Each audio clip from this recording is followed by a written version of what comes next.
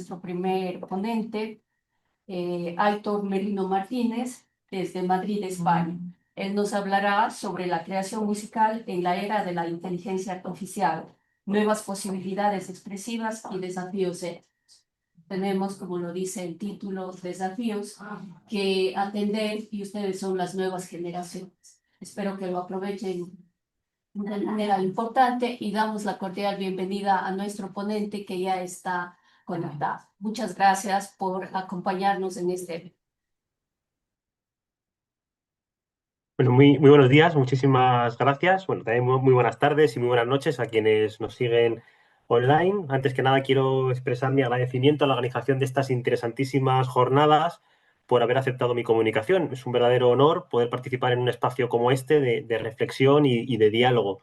Confieso, bueno, ser el primero en intervenir siempre impone, pero también me da mucha tranquilidad saber que muchas ideas que no podré desarrollar por cuestiones de tiempo, pues serán retomadas y ampliadas por el resto de ponentes. Y dicho esto, bueno, como indica el título de mi intervención, hoy exploraré cómo la inteligencia artificial está transformando la creación musical, despertando al mismo tiempo complejos desafíos éticos. El uso de la inteligencia artificial genera preguntas que merecen una reflexión profunda y sosegada, como las que propone este congreso, y es precisamente esto lo que yo hoy pretendo hacer en mi comunicación. Aunque la idea de máquinas capaces de generar música pueda parecer propia de la era digital, ya en los años 50, pioneros de la computación como Alan Turing o John von Neumann imaginaron dispositivos capaces de procesar información y transformarla de manera autónoma. Estas visiones, que en aquella época eran prácticamente ciencia ficción, sirvieron de referencia para la creación de sistemas que fueran capaces de generar música de manera independiente.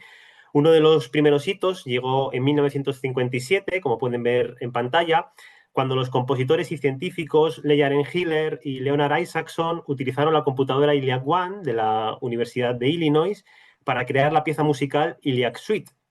¿Cómo lo hicieron? Bueno, diseñaron un sistema que tomaba decisiones musicales aplicando reglas probabilísticas, permitiendo que aquel ordenador, aquella primogénea computadora, generara música de forma parcialmente autónoma. Este experimento, insisto, en 1957, pionero para su época, anticipó muchas preguntas que siguen hoy totalmente vigentes, como por ejemplo, ¿dónde termina la programación informática y empieza la experimentación artística? Si acaso son dos cosas distintas, que tampoco está tan claro, ¿no? O también si se puede considerar arte una obra creada autónomamente por una máquina. En las décadas posteriores, la tecnología fue perfeccionándose y ganando capacidad para intervenir en la creación musical. Un ejemplo muy destacado se dio en los años 80, cuando el compositor David Cobb, recientemente fallecido, desarrolló Experiments in Musical Intelligence, más conocido como EMI, un sistema capaz de analizar obras de música clásica, identificar sus rasgos estilísticos más representativos y generar nuevas piezas que tuviesen una estética muy similar. Una de sus composiciones más conocidas, que se llama Signos del Zodiaco, fue creada íntegramente por EMI, imitando el estilo musical del compositor barroco Antonio Vivaldi, ¿no? En pantalla pueden ver una fotografía del compositor y a la derecha tienen una partitura creada mediante EMI, inspirada en la música de Johann Sebastian Bach. Y bueno, si se fijan en el título, el compositor hace un juego de palabras, ¿no? En lugar de llamar la obra El clave bien temperado, como lo llamó Johann Sebastian Bach, él lo llamó El clave bien programado. O sea, es un chiste un poco infantil, pero bueno, se nota muy bien, ¿no?, esa referencia de Bach. Como vemos, muchos debates que creemos hoy actuales, en 2025, ya estaban presentes hace más de 4 décadas. Lo que sí es cierto es que la llegada de las redes neuronales profundas y los sistemas de aprendizaje automático han transformado radicalmente nuestra forma de entender la creación, la producción y la interpretación musical, intensificando aún más todos estos debates, ¿no? Al igual que hacía EMI en los años 80, hoy contamos con herramientas mucho más sofisticadas, como esta que ven en pantalla, que se llama AIVA, que utilizan obras de compositores clásicos como referencia para generar composiciones coherentes en estilos tan dispares como la música ambiental, como el minimalismo o la música orquestal cinematográfica. Estas herramientas no solo sirven para que, bueno, como una fuente de inspiración para compositores profesionales, sino que también democratizan la creación musical. Cualquier persona, incluso aquellas que no tienen una formación musical específica, pueden crear unas obras con un aspecto bastante profesional. Esto no solamente pasa en el campo de la música clásica o música académica, sino que también sucede en el caso de la música popular. Así encontramos ejemplos como este que tienen en pantalla, Amper Music o Endless, que generan melodías, armonías y bases rítmicas en cuestión de minutos, permitiendo al usuario, como pueden ver en pantalla, ajustar ciertos parámetros, como por ejemplo el estilo, la orquestación, el tempo o la estructura de la composición. Gracias a esta herramienta que tienen en pantalla, a Amper Music, la artista Tyren Souther creó en 2017 las bases instrumentales que utilizó en su álbum I Am I. Bueno, el título del CD hace un juego de palabras, ¿no? I significa tanto yo como inteligencia artificial, entonces el título del CD se traduciría como yo soy yo o yo soy inteligencia artificial, ¿no? No queda del todo claro quién ha escrito el CD, ¿no? Si una persona física o una máquina, ¿no? Como digo, en este CD utilizó Amper Music para crear las bases instrumentales, pero después la artista aportó las letras de las canciones, las interpretaciones vocales y la dirección artística del proyecto. Yo creo que este ejemplo ilustra algo muy importante, ¿no? Que es que hoy ni todo debe ser creado por un humano, necesariamente, ¿no? Ni las máquinas pueden reemplazar completamente al creador.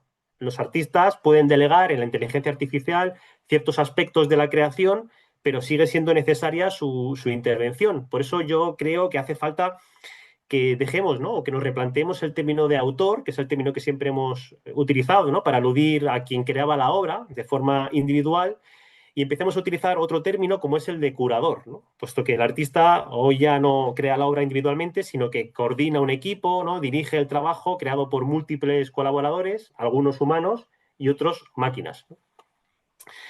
No debemos, por lo tanto, criminalizar, yo creo, la inteligencia artificial ni considerar que esta vaya a sustituir al ser humano. Estamos condenados a colaborar y esta colaboración puede ayudarnos a los artistas a alcanzar resultados mucho más profesionales a los que antes solo podía acceder una pequeña élite. Por ejemplo, herramientas como esta que tienen en pantalla, Landr, automatizan procesos como la mezcla y la masterización, ofreciendo resultados de calidad bastante profesional sin necesidad de recurrir a un estudio de sonido especializado, ¿no? Antes solo tenían acceso a estos resultados quienes tenían acceso a estos estudios y hoy, gracias a la inteligencia artificial, están al alcance de cualquiera. En ocasiones de forma gratuita, en ocasiones de pago, pero al alcance de cualquiera en definitiva, ¿no? Los apartados anteriores hemos analizado cómo la inteligencia artificial se aplica en tareas de composición y producción musical. Ahora conviene detenernos a analizar su uso más reciente, ¿no? Que es la utilización de la inteligencia artificial en las actuaciones en vivo. Uno de los avances más relevantes en este ámbito es el uso de sistemas de inteligencia artificial que reaccionan a tiempo real tanto a la interpretación musical como a las condiciones del espacio y del público. Creo que un ejemplo muy ilustrativo es este que tienen en pantalla del artista mexicano Rafael Lozano Gemer, ¿no? En estas instalaciones él utiliza sensores biométricos y sistemas de seguimiento para captar el ritmo cardíaco de los asistentes, lo amplifica y lo convierte en una pieza musical. Y además, como pueden ver en la fotografía, hace que la iluminación se sincronice con las pulsaciones de la audiencia.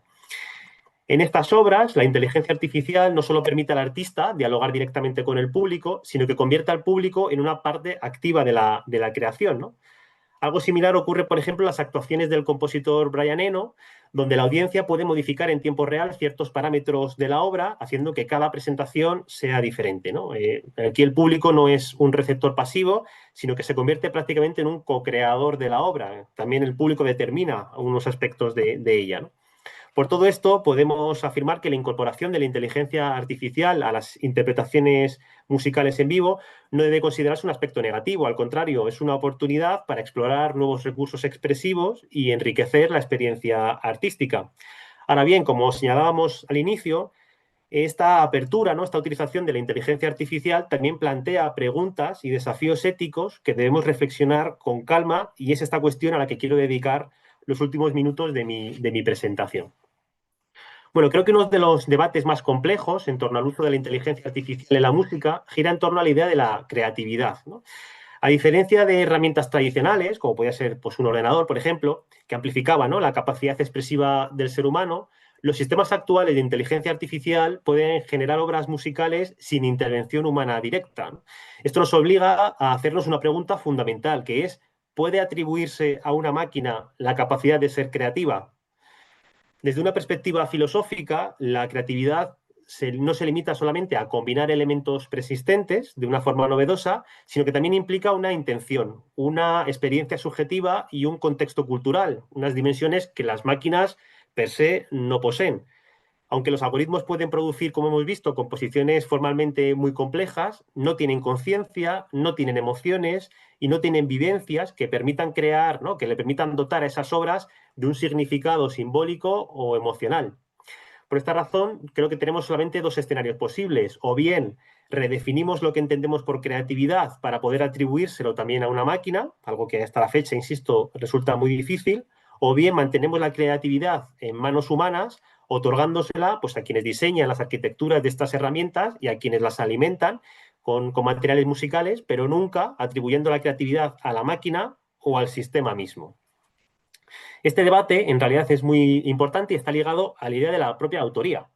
Hasta ahora la autoría pertenecía a quien creaba la obra, ya fuese el concepto solamente o también quien la ejecutaba, ¿no?, quien la materializaba. Pero las composiciones creadas por inteligencia artificial se sitúan en un limbo, en una zona gris en términos legales, ¿no? La mayoría de los sistemas jurídicos actuales, como los europeos o los latinoamericanos, la autoría está vinculada explícitamente a una persona física. Por ejemplo, la Ley de Propiedad Intelectual española establece que solo una persona natural puede ser considerada autora, lo que excluye, insisto, a las máquinas como sujetos de derecho. Esto implica que las obras generadas de forma totalmente autónoma por inteligencia artificial no pueden acogerse a los regímenes clásicos de derechos de autor. Para resolver esta situación, algunos expertos y juristas proponen la creación de nuevas figuras legales, como sería la coautoría humano-máquina, la autoría funcional o la titularidad derivada, pero estos son, de momento, planteamientos teóricos que no se han materializado en ningún país. Claro, este problema se agrava cuando nos preguntamos, si no sabemos a quién le pertenece la autoría de la obra, ¿quién debe beneficiarse económicamente de ella? ¿El programador que diseñó la herramienta, el usuario que la utiliza o la empresa que la comercializa? ¿No? En ausencia de una regulación clara, que es lo que sucede a día de hoy, esta pregunta pues, queda abierta y puede derivar en disputas legales muy complejas que probablemente veamos en los próximos años, ¿no? Por otro lado, como vimos previamente, la integración de la inteligencia artificial en la industria musical está transformando los procesos creativos, lo que repercute negativamente en las dinámicas laborales que históricamente han sostenido el sector de la música. Como veíamos, herramientas como Aiva o Ampere Music permiten generar composiciones complejas sin conocimientos técnicos avanzados. Por este motivo, ciertos perfiles técnicos han visto reducirse considerablemente sus contratos laborales.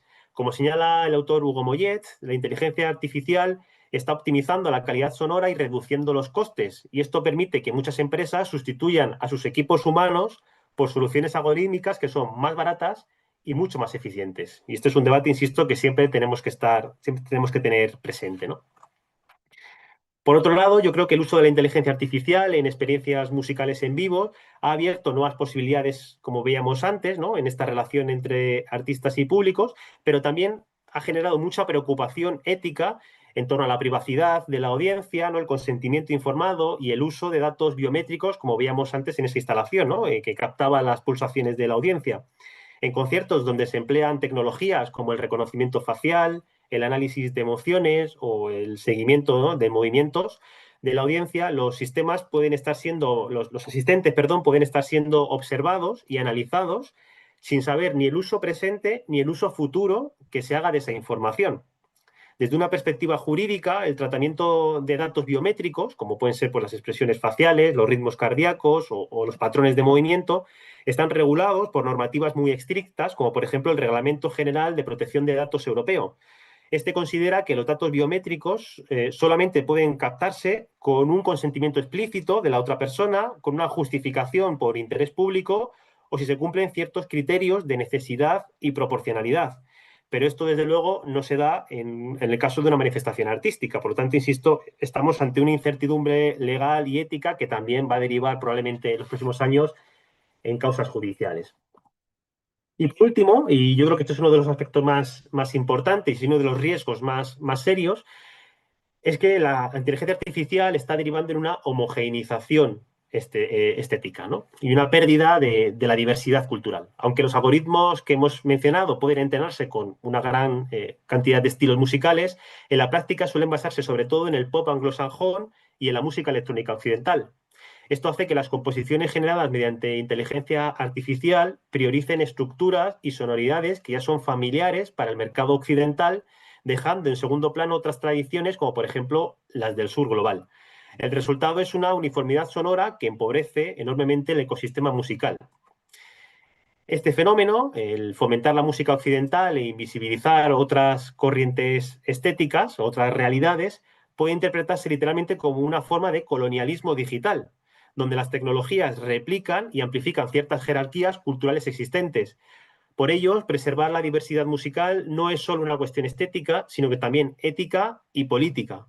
La inteligencia artificial puede ser una herramienta poderosa para innovar, como ya hemos visto, pero su desarrollo debe guiarse por principios de inclusión, de representatividad y de justicia cultural, evitando reforzar determinadas desigualdades e invisibilizar expresiones que no se ajustan a los cánones occidentales. Por todo ello, podemos afirmar que la incorporación de la inteligencia artificial en la música está transformando profundamente los procesos de creación, interpretación y distribución. Esta tecnología no solo amplía nuestras posibilidades expresivas, sino que también hace que nos cuestionemos nuestra idea de autoría, de creatividad y el papel del ser humano en el arte. Sin embargo, este avance conlleva desafíos éticos, legales, jurídicos y culturales que deben abordarse con responsabilidad. La autonomía de las máquinas, la ambigüedad de la propiedad intelectual, ¿no?, el impacto en el empleo artístico, la gestión de datos personales y el riesgo de homogeneización cultural son cuestiones que requieren un debate informado, pausado y multidisciplinar como el que nos propone este Congreso. El reto no está en frenar el desarrollo tecnológico, sino en integrarlo de forma crítica y con una visión a largo plazo. La inteligencia artificial puede enriquecer la expresión musical, pero solo si se utiliza como una herramienta al servicio de la sensibilidad humana y no como un sustituto de ella. Muchas gracias.